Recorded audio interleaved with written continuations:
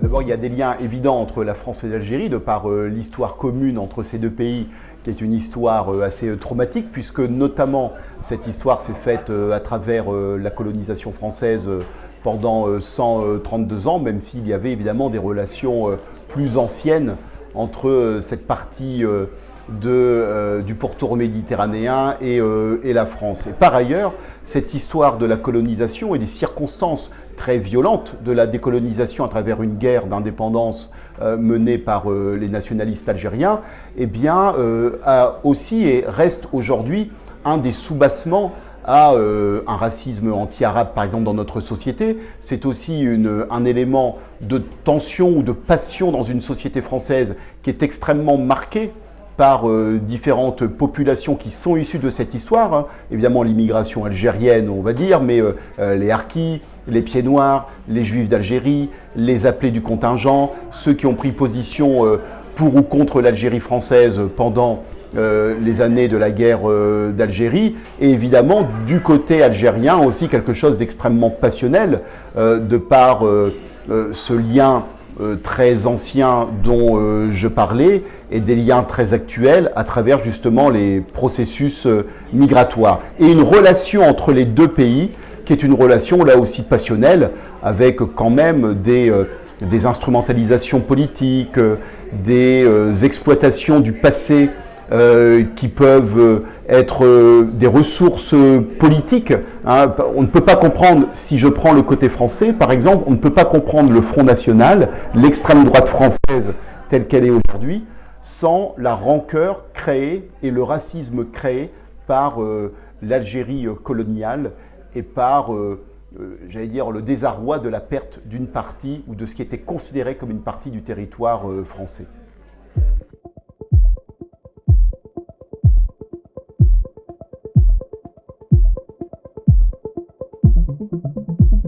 Alors, ce que nous essayons de faire depuis plusieurs années, même si c'est extrêmement compliqué, c'est de faire en sorte, au sein de notre pays, que les différents groupes qui en sont issus soient capables de discuter, parce que souvent, on dit qu'il faut qu'il y ait des formes de réconciliation, mais en même temps, les jeunesses, elles, ne se sont jamais battues entre elles. C'est plutôt une question d'un dépassement, de regarder ce qu'a été cette histoire, d'être au clair sur ce qu'elle a été, et d'interpeller aussi la société sur ce que cette histoire a produit en termes d'injustice, en termes de douleur, en termes de représentation plus ou moins caricaturale des uns par rapport aux autres, en termes de racisme. Et c'est évidemment aussi d'essayer de faire en sorte, dans la passion, dans le nœud passionnel qui existe entre la France et l'Algérie, eh bien de faire se rencontrer les jeunesses françaises et algériennes. C'est ce qu'on fait depuis maintenant 2017 à travers un projet qui s'appelle Regards croisés, où on essaye de faire en sorte, et on l'a fait à plusieurs reprises, de faire en sorte que des jeunesses des deux côtés de la Méditerranée eh bien, soient capables de regarder ensemble cette page de l'histoire en face, de regarder ce qu'était ce cadre colonial, parce que ça c'est quand même la base de la vérité historique d'une relation coloniale, et donc nécessairement injuste, et à laquelle il fallait mettre un terme de toute façon, puisque c'était le sens de l'histoire et le sens de la justice. Voilà, donc de faire se rencontrer des jeunesses, non pas dans le ressassement du passé, mais au contraire dans le fait d'être capable de regarder le passé en face pour mieux pouvoir se projeter ensemble vers l'avenir. Et c'est notamment dans cette dynamique que nous avons mis en place depuis plusieurs années des revendications, que nous avons mis en place aussi dans le cadre des 60 ans toute une série de commémorations, notamment la commémoration des 60 ans du 17 octobre 1961, qui est quand même la plus grande ratonnade de France, qui a tué entre 100 et 200 Algériens, on ne sait pas trop, à Paris et dans la région parisienne. Les 60 ans du 19 mars 1962, à savoir l'entrée en vigueur du cessez-le-feu, qui marque, en tout cas pour le camp progressiste en France, la fin de la guerre d'Algérie, et les 60 ans du 5 juillet, date d'indépendance officielle de l'Algérie, qui est un peu la dernière grande date dans l'année, dans cette année des 60 ans.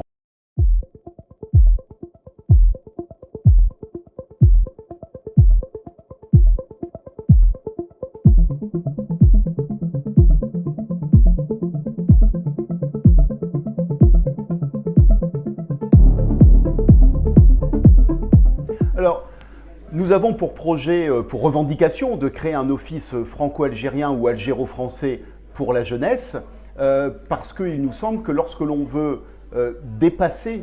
un passé qui ne passe pas, il faut investir sur la jeunesse. On voit bien qu'il y a dans les anciennes générations des personnes qui se sont construites dans la rancœur, dans la haine,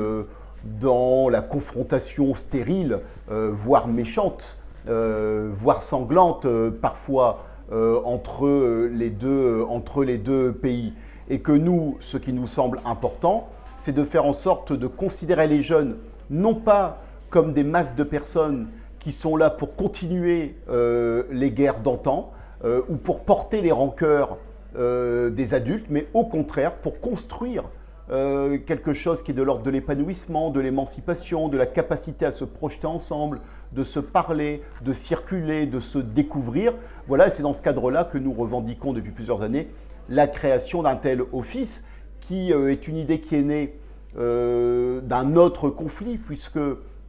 c'est ce qu'ont fait la France et l'Allemagne quelques années après la Seconde Guerre mondiale, où il y a eu un office franco-allemand ou germano-français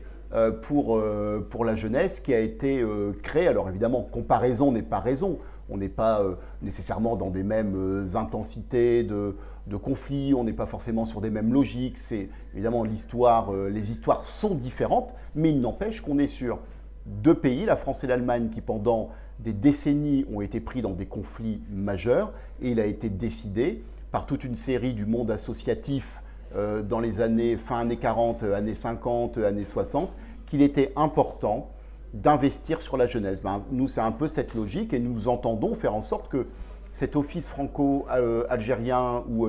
algéro-français pour la jeunesse soit un office qui fasse une place extrêmement importante aux sociétés civiles des deux pays, aux sociétés civiles investies sur les questions de jeunesse, parce qu'évidemment, si c'était un office qui était entre les mains totalement des États, on voit bien quel type de problématique ce serait, et ce serait à nouveau sans doute une structure qui serait prise dans des jeux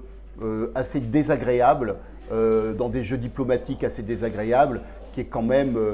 une des figures bloquantes dans la relation franco-algérienne sur les dernières décennies.